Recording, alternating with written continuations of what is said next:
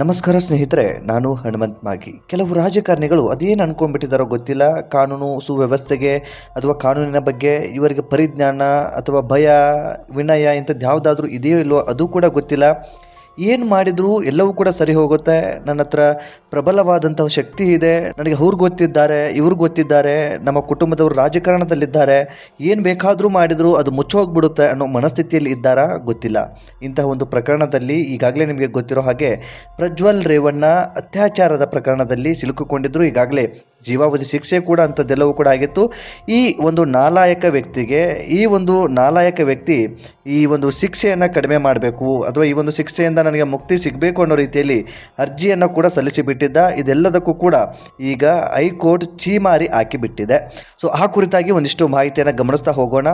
ನೀವೇನಾದರೂ ಮೊದಲ ಸಲ ನಮ್ಮ ಚಾನಲ್ ನೋಡ್ತಾ ಇದ್ದರೆ ಈ ಕೂಡಲೇ ಸಬ್ಸ್ಕ್ರೈಬ್ ಮಾಡಿ. ಹೆಚ್ಚಿನ ವಿಡಿಯೋಗಳಿಗಾಗಿ ನೋಟಿಫಿಕೇಶನ್ ಬೆಲ್ ಐಕನ್ ಕೂಡ ಕ್ಲಿಕ್ ಮಾಡಿಕೊಳ್ಳಿ. ಏನಿದು ಪ್ರಕರಣಕ್ಕೆ ಸಂಬಂಧಪಟ್ಟ ಹಾಗೆ ಕೋರ್ಟ್ ಏನು ತೀರ್ಪು ಕೊಟ್ಟಿದೆ, ಸೊ ಆ ಕುರಿತಾಗಿ ಒಂದಿಷ್ಟು ಮಾಹಿತಿಯನ್ನು ಗಮನಿಸ್ತಾ ಹೋಗೋಣ. ಹಾಸನ ಜಿಲ್ಲೆಯ ಹೊಳೆನರಸೀಪುರ ಗ್ರಾಮೀಣ ಪೊಲೀಸ್ ಠಾಣಾ ವ್ಯಾಪ್ತಿಯಲ್ಲಿ ಈ ಪ್ರಜ್ವಲ್ ರೇವಣ್ಣ ವಿರುದ್ಧ ಒಂದು ಕೇಸ್ ಕೂಡ ದಾಖಲಾಗಿರುತ್ತೆ. ಆ ಒಂದು ಕೇಸ್ ಏನು ಅಂತಂದರೆ, ಆ ಒಂದು ಕೇಸ್ ಏನು ಎಂಬುದು ಗಮನಿಸೋದಾದರೆ ಅತ್ಯಾಚಾರದ ಪ್ರಕರಣ ಅದಾಗಿತ್ತು. ಆ ಒಂದು ಪ್ರಕರಣಕ್ಕೆ ಸಂಬಂಧಪಟ್ಟ ಹಾಗೆ ಜೀವಾವಧಿ ಶಿಕ್ಷೆಯನ್ನು ಕೂಡ ಕೋರ್ಟ್ ನೀಡಿಬಿಟ್ಟಿತ್ತು. ಈ ಒಂದು ಜೀವಾವಧಿ ಶಿಕ್ಷೆಯನ್ನು ಇಲ್ಲಿಗೆ ರದ್ದುಗೊಳಿಸಬೇಕು, ಈ ಜೀವಾವಧಿ ಶಿಕ್ಷೆಯನ್ನು ಇಲ್ಲಿಗೆ ರದ್ದುಗೊಳಿಸಿ ನನಗೆ ಜಾಮೀನು ನೀಡಬೇಕು ಅನ್ನೋ ರೀತಿಯಲ್ಲಿ ಹೈಕೋರ್ಟ್ ಮೆಟ್ಟಿಲನ್ನು ಈ ಒಂದು ವ್ಯಕ್ತಿ ಏರಿಬಿಟ್ಟಿರ್ತಾರೆ. ಅಂದರೆ ಇವರ ಪರ ವಕೀಲರು ಅರ್ಜಿಯನ್ನು ಕೂಡ ಸಲ್ಲಿಸಿ ಬಿಟ್ಟಿರ್ತಾರೆ. ಈಗ ಆ ಅರ್ಜಿಗೆ ಸಂಬಂಧಪಟ್ಟ ಹಾಗೆ ಅರ್ಜಿಯನ್ನು ಕರ್ನಾಟಕದ ಹೈಕೋರ್ಟ್ ಇಂದು ಬುಧವಾರ ವಜಾ ಕೂಡ ಗೊಳಿಸಿದೆ, ಅಂದರೆ ಛೀಮಾರಿ ಹಾಕಿಬಿಟ್ಟಿದೆ.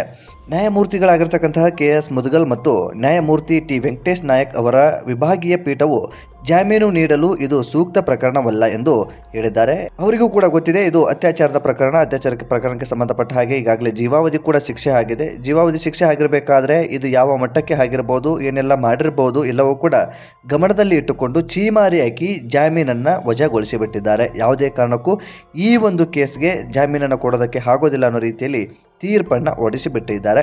ಇದರಿಂದ ಪ್ರಜ್ವಲ್ ರೇವಣ್ಣಗೆ ಮುಖಭಂಗವೂ ಕೂಡ ಆಗಿದೆ. ಒಂದು ಕಡೆ ಮನಸ್ಸಿಗೆ ನೆಮ್ಮದಿಯನ್ನು ಕೂಡ ಕಳೆದುಕೊಂಡು ಬಿಟ್ಟಿದ್ದಾರೆ. ಈ ಎಲ್ಲವೂ ಕೂಡ ಆಗಿರತಕ್ಕಂಥದ್ದು ಪ್ರಜ್ವಲ್ ರೇವಣ್ಣ ಪರಿಸ್ಥಿತಿಯನ್ನು ಗಮನಿಸಿದರೆ ಎಲ್ಲರೂ ಕೂಡ ಈ ಪ್ರಜ್ವಲ್ ರೇವಣ್ಣ ಗತಿಯನ್ನು ಅರ್ಥ ಮಾಡಿಕೊಳ್ಬೇಕು. ಒಂದು ಅತ್ಯಾಚಾರ ಮಾಡುವಂಥದ್ದು ಅಥವಾ ಅಮಾಯಕರ ಮೇಲೆ ದೌರ್ಜನ್ಯ, ದರ್ಪ ಅಂಥದ್ದೆಲ್ಲವನ್ನು ಕೂಡ ಮಾಡುವಂಥದ್ದು, ಈ ಭ್ರಷ್ಟ ರಾಜಕಾರಣಿಗಳು ಕೆಲವೊಂದಿಷ್ಟು ಜನ ಉಳ್ಕೊಂಡ್ಬಿಟ್ಟಿದ್ದಾರೆ. ಕೆಲವೊಂದು ಈ ರಾಜ್ಯದಲ್ಲಿ ಈ ರೀತಿಯಾದಂಥ ಕಾಮುಕ, ಈ ರೀತಿಯಾದಂಥ ಒಂದು ಕೆಟ್ಟ ಮನಸ್ಥಿತಿಯ ಎಷ್ಟೊಂದು ಜನ ರಾಜಕಾರಣಿಗಳಿದ್ದೀರಿ. ಎಲ್ಲರೂ ಕೂಡ ಬದಲಾಗಬೇಕು.